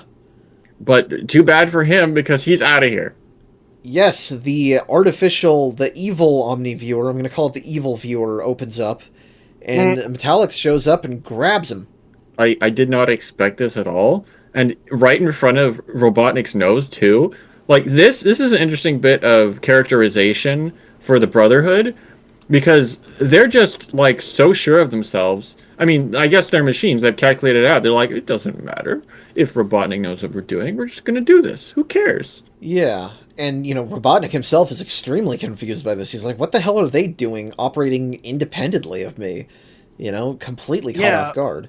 You'd think he would have had some questions, because I assume they probably haven't been in contact with him, unless they've been faking contact. Well, he says the Metallix project is meant to be busy developing a Badnik version of Sonic, so I'm not sure how exactly the time stuff from Little Planet reset his progress. Yeah. But whatever. Sonic continued fighting Blobnik and the Special Zone Fortress. Emperor Metallix explains to Grimer that we don't care about the Metal Sonic project, at least not advancing it on Robotnik's terms, but we do want your help taking over Little Planet. Yeah, because apparently the Metallix were created by Grimer too. This guy is getting credit for so many things. It's impressive. Yeah, it's weird, because, like, if Grimer is doing this, what is Robotnik's role here? And I'm remembering that, Project Brutus we had foreshadowed. I don't know if we're reading that tonight. Yeah, we are. We are, yeah. Project Brutus, which will come up in a little bit, that's something that's also spearheaded by Grimer that Robotnik only did part of, so it's putting a lot of stuff on him. Yeah. It is an interesting character trait that they're going for with Grimer. Yeah, and it means that Robotnik looks a hell of a lot lazier. Yeah. I mean, I could see that. Anywho, Sonic breaks Mr. Blobnik, only for it to burst into a series of bubbles, one of which kidnaps him. Sprung his trap. Yeah. Oh no. The head grows a bunch of creepy spider legs and grabs him and flies off. This story is doing so many unexpected things. First, the Metallics show up and just kidnap Grimer out of nowhere. Then the joke robot actually defeats Sonic, captures him, and then he gets to Robotnik. Robotnik is like, "Oh, any other day I'd be happy, but sorry, Sonic, we have to work together now." This is the most genuinely upset I've ever seen Robotnik look, and it's because he has to work with Sonic. Yes, whatever Grimer can do to power up the Metal Sonics, Robotnik is convinced he can make them unstoppable. I don't know if I agree with that, because, you know your own work best, but I don't know. No, this is consistent. We did have a bit a little ago with short fuse when Robotnik's I can take it apart. So maybe it's not consistent with this version of Robotnik quite so much. But I'm trying to remember, was it Sonic Heroes maybe? Where Robotnik got super demotivated when his own creation turned on him because he knows best what it's capable of, I guess, and so he kind of respects it the most. Yeah, I suppose you're right. That is mostly accurate to Heroes and Metal Sonic, yeah. But Robotnik can't get into the Special Zone on his own, so Sonic is using the Star Post here. Or a Star Post, I guess. But he needs Sonic to activate it, basically. Right. So they do that, they head towards the base, and hey, the Chaotix made that hole to get in their story, and Sonic uses that one. Continuity. Yeah, continuity. Didn't even notice that. That's actually pretty cool. Yeah. So the base is mostly empty at this point, but Sonic is just in time to discover Grimer presenting the Emperor with the Alpha device, which looks like a flute. Yeah, weird design. Yeah. He's attempting to leave through the evil viewer. That is to say, the Emperor attempts to leave through the evil viewer and abandon Grimer in the Special Zone, but Sonic is fast enough to knock the rod out of his hand. And then there's a bunch of panels with absolutely no dialogue for this fight, and it's rad. Yeah, I know. I love it. It's great. Yeah. I do think that, especially in older comics, having way too many words during fights is a bad thing, so this feels very cinematic. Mm-hmm. Mm-hmm. But it all comes to a close because the Emperor grabs Grimer and threatens his life to get Sonic to give him the device. I don't know if I buy that. On what front? I don't know if Sonic would give a shit about Grimer. They've barely interacted, so I suppose he has less to hold against the guy than the Robotnik. I mean, he could also want Grimer to stand trial for his crimes. I guess. I mean, or, to actually have to be punished for his crimes. We didn't touch on it, but back in the Death Egg saga, Sonic was actually like surprised when he knocked Robotnik off the island. He was like, "Oh shoot, I hope he's gonna be okay," as I didn't mean to actually like kill him. That is true. So like, I don't think Sonic wants to kill. Yeah, that's a trait of Sonic in these comics. Yeah, I think that's a trait of Sonic generally, is he doesn't want to kill. Yeah, but it makes more sense with like main timeline Sonic, where Eggman is he's still evil, but he's not the most fucked up human to ever exist. Yeah. So I don't know. Anywho, well, but Grimer isn't that. I guess not. I don't know what he is. He's probably not a human. I don't know. But yes, Sonic does indeed hand over the magic flute, and the Emperor retires to Little Planet, and Grimer's like, everything is already screwed, so it's time for the heroes to take a trip. And the chain to Little Planet here is stated to be a magical chain that you can cross in just a couple hours, rather than a normal chain that Robotnik set up himself. Okay, yeah, I was wondering about that, because in the games, Robotnik is the one that chained Little Planet to Earth. Yeah, I mean, the game is just a space satellite that happens to orbit the planet every year. But here they're establishing that it's just there. We just need an easy way for the heroes to get on there. Although Robotnik could have like helped them. This is really disappointing. Because there was like this alliance, I'm like, how is this going to go? It just has no relevance at this point. This is an alliance that isn't actually happening. Like, Robotnik's not doing anything. Well, he's like, why did you send Grimer back to me? Like, he knows the Metallix, he could have been helpful. And then Sonic's like, no, we'll do it ourselves. Right. Yeah, and it's like, if we are going with, Grimer could make them so powerful, he would be an instrumental asset in making them not powerful, too. Yeah. And, well, we get there. We walk in on the whole Brotherhood collectively charging the Alpha device, I might add, is what this thing is called. I keep calling it the magic flute, but... I mean, it does look like a flute. Yeah, the Emperor states that this will reshape the Miracle Planet, which could mean almost anything as far as I know. So the enemy gives chase, and I have to mention, this is something I edited into the episode, but we didn't talk about in the moment. Sonic mentions that while he and Amy were indeed stranded here for a month after the Sonic CD comic. Right. Which I don't know why Robotnik didn't, completely dominate during that time, whatever. But while they were there, Sonic found this interconnected cave system underneath the surface, and used it to hide in from Amy because he's a dickhead. Amy looks so sad when he admits that. Yeah. Well, and it's like, we really haven't... That is an asshole thing. Well, we really haven't seen Amy be all that... She's not been that bad at all. No, she's been pretty normal to Sonic for the majority. She hasn't even really displayed much of a romantic interest in him. She's basically stopped calling herself his girlfriend. Yeah, it's weird. Like, at the beginning, she did a little bit, but now she's, like, normal. Yeah. But I guess he's just traumatized from it. Detroit Become Human. This is Amy Become Normal. Oh my god.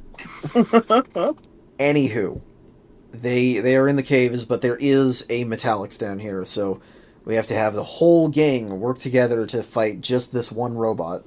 Well, I mean, they're all Metal Sonic, and Metal Sonic is a force to be reckoned with.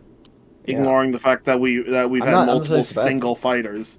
No, it shows them being more threatening than they've been shown previously.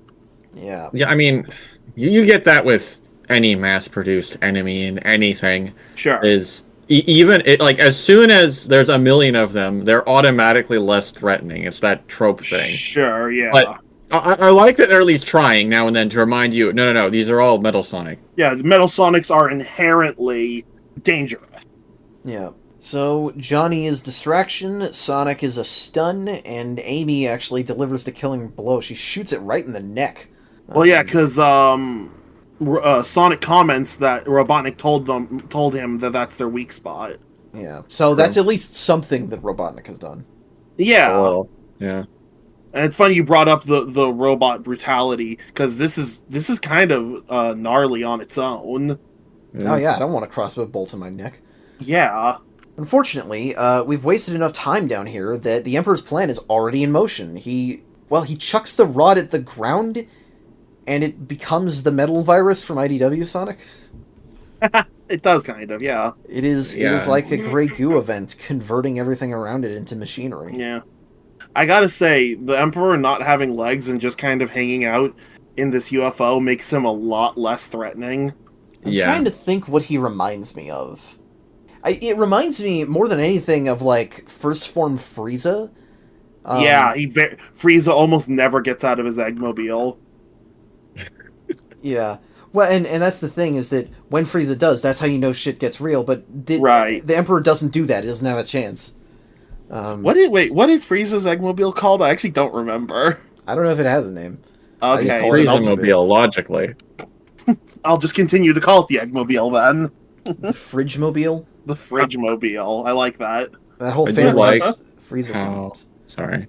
Back on topic. The way that the Metallix contrast with Robotnik here is nice, because Robotnik is like, oh, I can't redo the same plan twice. But the Metallix like, nah, we're just gonna reconvert Miracle Planet. We're doing it, but this time we're doing it better because we have a whole army of Metallix this time. We're robots. Yeah. Well, a Metallix shows up with Sonic, Amy, and Johnny. He's like, oh, I've captured them. And the Emperor's like, oh, I'm unstoppable. Join the rest of the group. And he's like, yes, I've captured them. I've captured them. I've captured them. And the Emperor's like, what the hell is going on with you? And it's like, all right, we've clearly the ruse is up. So Sonic and Friends jet, and that's where Lewis was.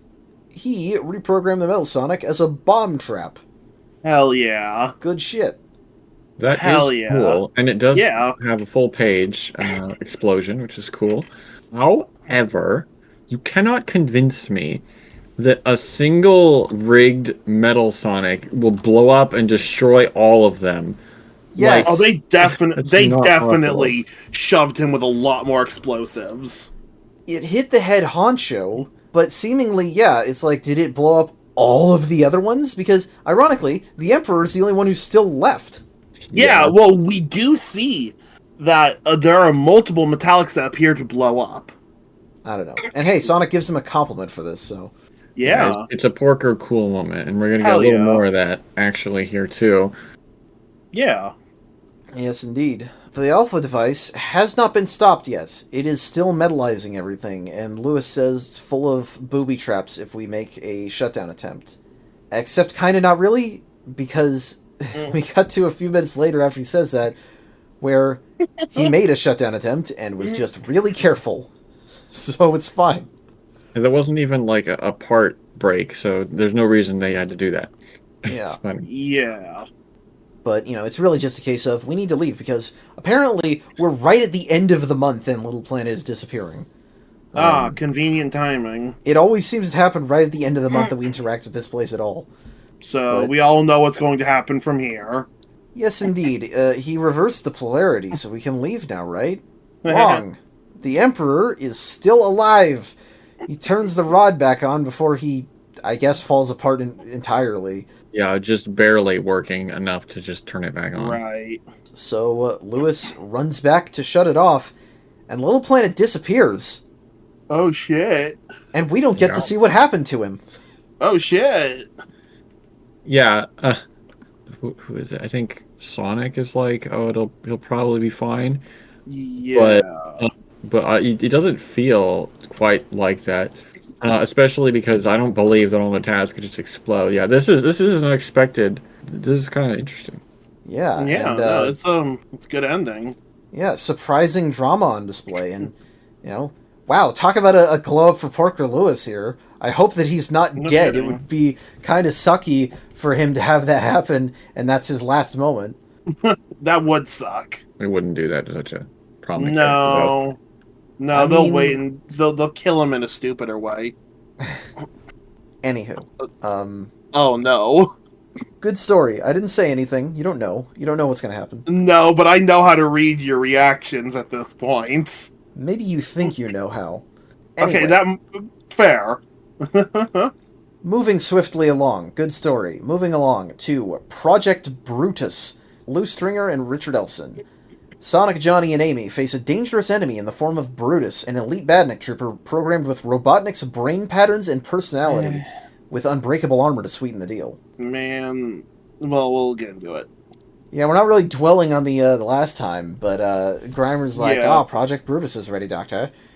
And wonder what that is. Oh, it's just a Badnik Stormtrooper, but a really powerful one. Yeah, a little more different looking because it's it different is, color. but still, And has a cape, but yeah, the fact I that agree. he's just a fancy trooper is so lame.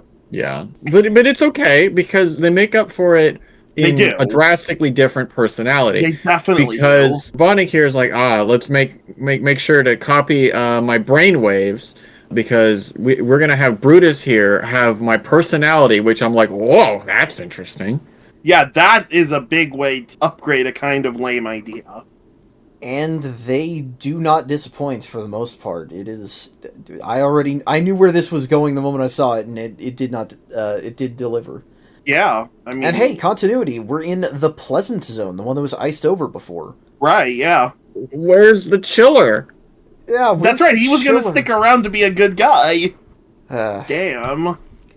Unfortunately, worse than him simply not reappearing is them saying, "Hey, this place seems safe. Let's go out without disguises." Great idea. I mean, I get it, but it is stupid.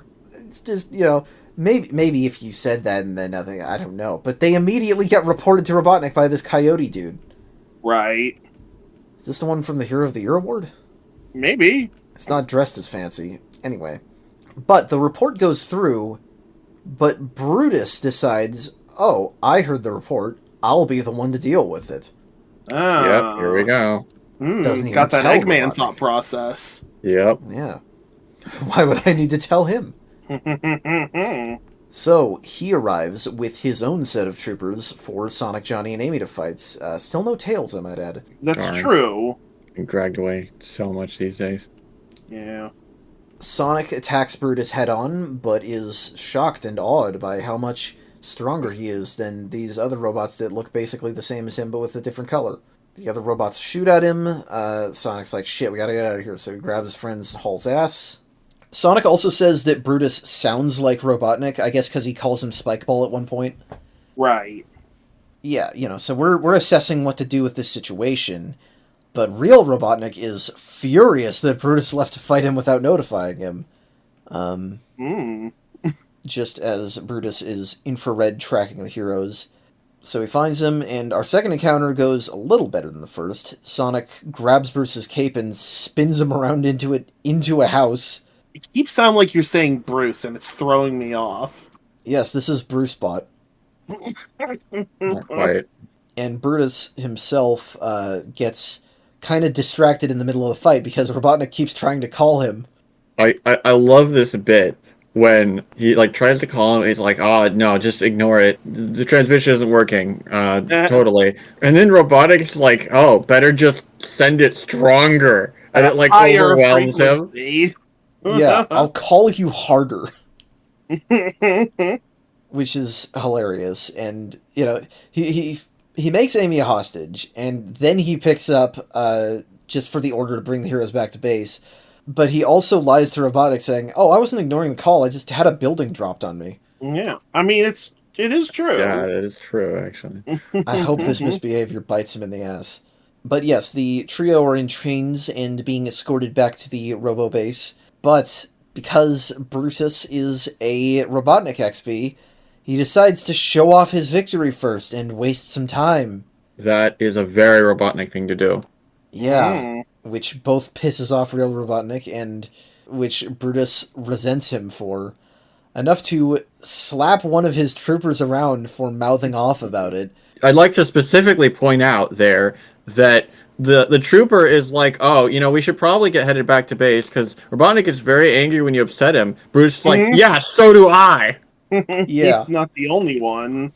And that gives Amy a chance to pick up his gun, and she shoots Brutus, and they make a break for it. Although it is difficult because they're essentially running a 3-legged race here, 5-legged, because they're all chained together. Six-legged? Well, if you have each leg chained to another leg, then you would have whatever. Who cares? They just barely managed to lose them down a collapsing bridge above a ravine. They, not including Brutus itself, because he can fly. Of course. Yeah, it's like they took the Predicto project and then just did it better this time. Yeah, honestly. Because they Really? actually decked them out with extra equipment. Really, Predicto and Brutus should have been the same robot, I think. Well, Yeah. what Predicto should have been was they should have made it obvious that it was like a prototype for Brutus. Yeah. But, things look bad, They might be over. There's no way to break the chains. Brutus is approaching fast. Sonic is under a lot of stress. Oh, yeah, remember what happens when he's under stress? Well, the chains break all right. It's Supersonic time. And of course, Supersonic quickly finishes him off unceremoniously. End of story. No, not this time, actually. No. Yeah. It takes some time. He is... he's effective, more so than before, but that golden armor is no slouch. Yeah. We really get to see Supersonic show off for the first time ever, really, in this comic. Yeah, it's kind of fun. It's pretty great, yeah. And, it really shows the craziness of it. And, Brutus at one point grabs Amy, tries to use her as a human shield, and then Supersonic tears his arm off. He doesn't care. Yeah, Supersonic he's supersonic. Yeah. The troopers shower them with laser fire, which easily dodges, lays waste to the entire platoon. They try quick hardening foam cement, which does nothing to him. That one's a little weird. Them just doing anything they can to try and stop Supersonic makes sense, though. Yeah. Yeah. And Brutus is like, shit, this isn't going to work. So he just turns tail and runs away. Yeah.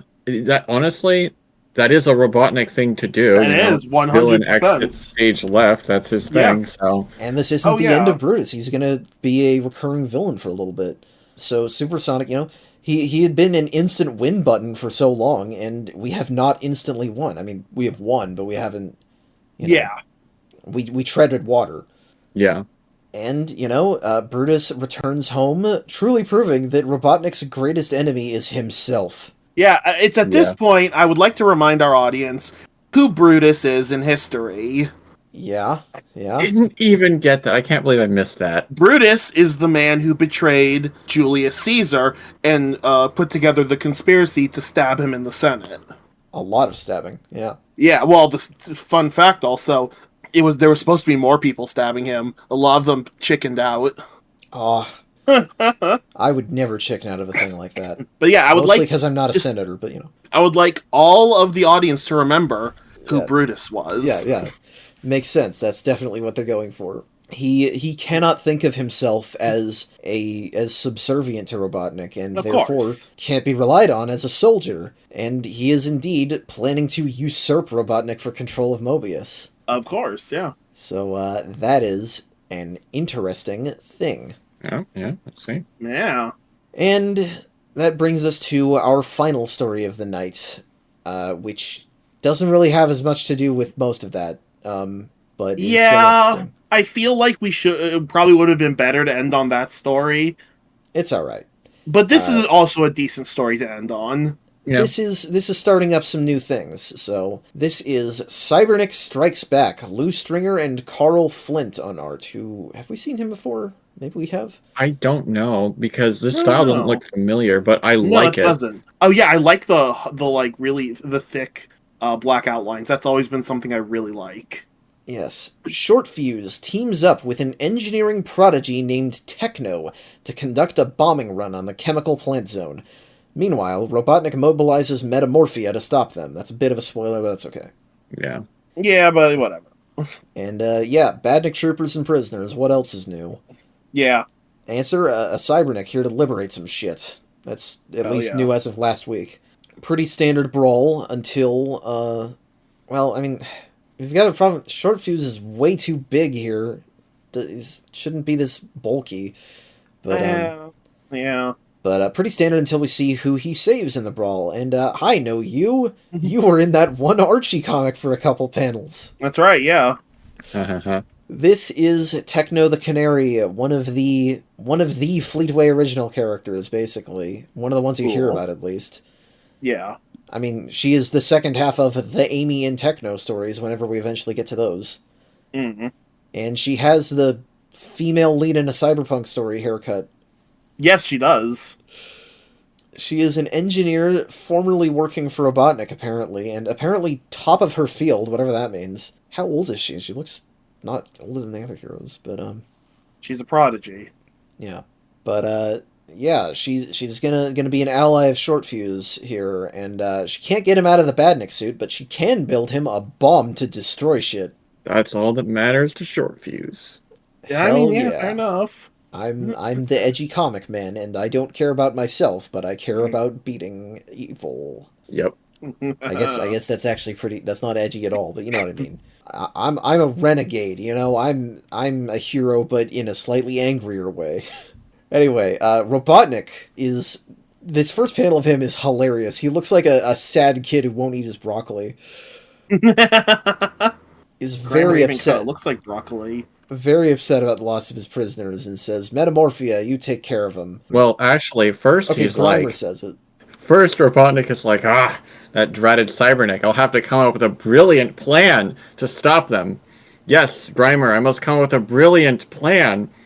I'm waiting. The Grimer's like, oh yeah, you were about to say your brilliant plan. He's Metamorphia. Yeah, that's You really lose a lot when I just take quick notes and don't remember what the exact dialogue is, and that is funny. Think up my brilliant plan for me. Yeah. And yeah, it's Metamorphia.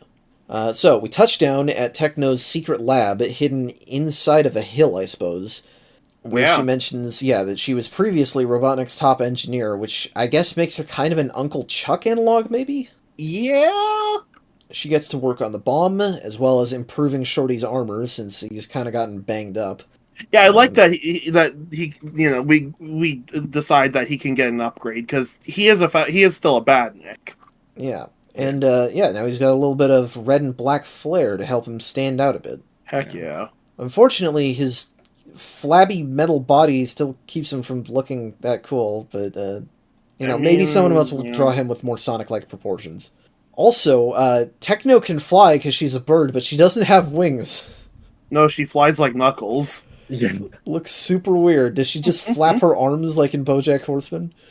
Because newsflash, that was part of the joke. It's an absurdism. But anyway. So, we are flying towards Chemical Plant Zone. And, sorry, I just glanced up at that drawing of Metamorphia saying, "I won't fail you, Doctor." She looks fucking bizarre in that drawing. It is weird panel. Yeah. Anyway, we fight airborne badniks on the way to a chemical plant, while Techno is planting the bomb on this girder high above all this? That doesn't seem like a good strike point. No, not really. I guess the bomb is just, like, that powerful that it doesn't matter. Well, I mean, Techno is really good, so sure. Yeah. Yeah. I mean, I guess how would I know? I've never had to bomb a building before. That's true. Metamorphia shows up, and this time they're like, you know what? I've had enough of being sneaky, because that doesn't work. I'm going big monster form right off the bat. And, case in point, that's a good idea. It actually leads to a rather lengthy encounter here. Yeah. She buffs up with a gun for an arm that's also an axe. She throws Shorty across the tower. He makes a grab, which she avoids by turning into gas. Her axe breaks on his impenetrable armor. Wow, that would hurt. It's like, I was about to say, you messed up your finger, essentially? Yeah, is that painful for her? I don't know. I mean, I assume that when Sonic breathed part of her in as a gas, he didn't breathe her back out, so there has to be some perishable part of her. I guess so, yeah. He laser blasts her into a vat of chemicals. She comes out as a frigging kraken, grabs them both with tentacles. It's amazing, because, like, where was this energy to every fight between her and the regular heroes? Yeah, I have a comment that Metamorphia is has been kind of pathetic previously. Well, I mean, remember how their last appearance ended? Robotnik just, like, broke them, so they're trying extra this time. That's true. Short Fuse fires lasers out of his feet this time, but Metamorphia gets him back from behind, steals Techno, and flies out, conveniently so that the person that actually can be vaporized by a bomb isn't. Where Of course. Shorty is blown up by the bomb. He's not killed, but, Yeah. well, getting crushed by flaming piles of metal and water would definitely slow me down a little. Oh, yeah. So Metamorphia takes Techno up to Robotnik's office and makes her to gloat about how hard she killed Short Fuse, especially emphasizing the part about the bomb, which Robotnik didn't know about. His blow-up here, that is to say the metaphorical one, not the bomb, his blow-up here is very Adventures of Sonic feeling. I feel like I can hear Baldry's voice saying this dialogue. Yeah, it's a great image. Case in point, this panel that Bruce pointed out of him going, "What?" I love that panel so much. The giant gaping black hole in his mouth. Short Fuse wakes up and frees himself from the rubble, unsurprisingly, and heads for the base. And even though she was mostly successful, at least at kidnapping one person and seemingly killing another, Metamorphia is being punished for letting that bomb go off by having her shape-shifting powers removed? How the fuck does that work? I do not understand that. I didn't think you could just do that. She was made as a shapeshifter. Yeah. I mean, I guess the parallels to Dingo are stronger than I thought. But I mean, Grimer made them, so maybe he could make some device that does this too. I guess you can just delete it like a computer program. Yeah, that is weird. That aside, though, I guess the writers are like, Metamorphia must suffer always now. Because, yeah, she just... Oh, yeah, it's like Marvel writers with Spider-Man. Mostly successful. And he's like, no. You take your powers away. And on top of that, Makes he's like... you a goddamn badnik. He's like, you'd be better as an organic battery. crap. What the heck? Holy Jesus. Well, and it's funny, right? Because after all this happens, you know, Shorty arrives, we get the usual gang of troopers getting ripped apart. Short Fuse aims at Robotnik, and seemingly Eggman is like, "I'm ready to die, I'm not afraid, shoot me first." Which, I don't know how I feel. Eggman has always kind of struck me as a character who's quite afraid of dying, even if he has a contingency plan. Normally, yes, but this Robotnik, I feel like, hasn't really felt that way. Yeah, fair enough. Yeah, I could totally see that with this one. He's just like, whatever, kill me. My legacy will still go on. Yeah, but we get informed of exactly how bad a decision the thing he just did was, because Metamorphia is still holding Techno, but lets slip, because Metamorphia's fatal flaw is that she's stupid. She lets slip that her powers are not functional, so Techno judo throws her at the floor. Yep. And well, that's it, right? Robotnik's rule is over. Shorty can kill him, right? No. I kind of get his logic here, but also, like, come on. No, he was right there. It's... If I hadn't already seen this comic do similar things, I'd be more annoyed, but I'm just like, okay, you're not doing anything different here than I've seen in other media. And I actually don't hate this because it's coming from Short Fuse in particular, who we've already seen Short Fuse operates differently. So I'm not like, oh, join us. And Short Fuse is like, no, I can't rest. I must fight Robotnik all the time. And he's like, no, I can't defeat you because you would suffer more if I just let you go now, and then I keep defeating you over and over until I break you, basically, is what he's planning to do. This guy is edgy, as we've talked about. Oh, yeah. I get all that, and I think that if this were presented as Short Fuse's outlook that was different from everybody else, I would like it, actually. And I know that it's Sonic material, you can't just kill Dr. Eggman. Even if you do, you're gonna have to bring him back somehow later anyway. It's just, the more that you play on the horribleness of the Doctor, the weirder it feels. And especially when you have multiple characters make that same justification, multiple stories almost in a row in this case. It just is like, we're in a goddamn war against a one-man empire. You know, maybe this is my real-life politics rubbing up against the comics. I don't care what happens to any political leader or dictator so long as the conditions for the citizens are the best they can be. If this would end Robotnik's oppression, then I don't even care if he does die. I just care that the problem stops. Yeah. He's not a passive participant in this. Well, we've seen Sonic capture Robotnik before, so Yeah, it's I not know. as bad Yeah. as it could be. Yeah. All I'm saying is that if people want to keep complaining about IDW Sonic not killing Eggman, they better not be fans of this comic. Yeah. So we do escape. We just run out of there, and we end on Metamorphia's whole thing being turned into kind of a joke because she's like, if I did have my powers, we would have won. And Robotnik acts like a whiny child. It just shows that she got out of the whole Badnik deal. I Yeah. assume she'll probably have her powers by next time, but I don't know. I don't know what they're going to do with this character. Yeah. Not gonna interrogate the whole your boss who you love so much stripped you of your powers which were part of your identity and then also essentially ordered your death, Metamorphia. Yeah, a bit of a Yeah. anticlimax in that respect. Yeah. Also, Techno offers to let Short Fuse hang around, but he's too much of a brooding hero, so he's like, I can't get that close to anybody. Whatever. So, yeah, it's not a perfect story, but I do like a lot of this. Yeah, I mean, nothing wrong with the story, really. We got Yeah. good action. Techno is a Yeah. very no-nonsense character.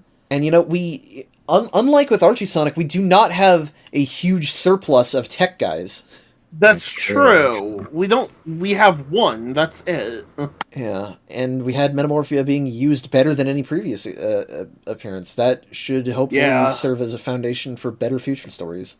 Hopefully. On the whole, I would say mostly decent and a lot of really good comics today. Yeah. Yeah. Large. I would say the only major letdown is that Badnik repair story because what the fuck are they doing? What is even the point? And it came out to be a very long episode, so good thing that we're done because wow. I mean, it was the most by page count so far. You said, didn't you? Yeah. So next time on Deep Dive Zone, we're gonna have more weird shit happen. It's like I don't have a particular way of talking about it, but there's definitely some interesting stuff on the horizon, both with Brutus and with Little Planet, and even with just the way that Sonic fought with Brutus in something that I'm going to be vague about. Okay. All right. So with all that said, thank you all so much for being here. Thank you all so much for watching. If you like this episode, please feel free to like, share, comment, and subscribe. If you have any questions, comments, criticism, or feedback, you can reach us at any of the links in the link tree in the description. I hope you all have a great rest of your week. I hope you have a great rest of your night, and take care.